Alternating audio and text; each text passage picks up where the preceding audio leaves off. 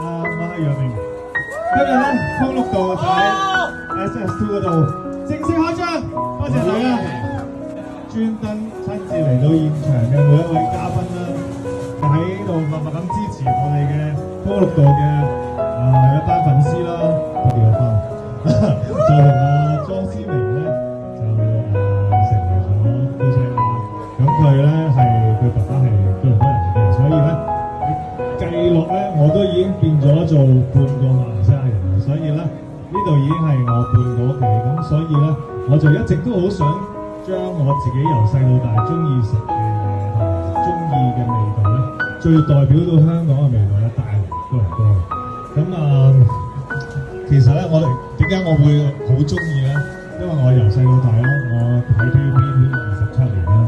咁我哋 TVB 以前拍外景咧，每一日拍外景咧嘅外景飯盒咧，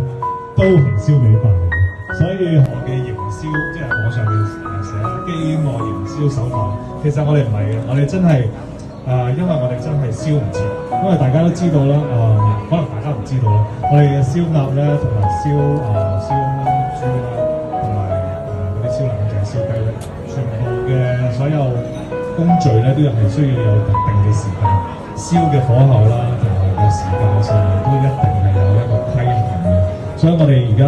事業當中咧係真係燒唔切嘅，因為好多招牌嘅素菜，希望大家咧盡情享用，俾多啲意見我哋會不斷咁進步。多謝 ，thank you。好。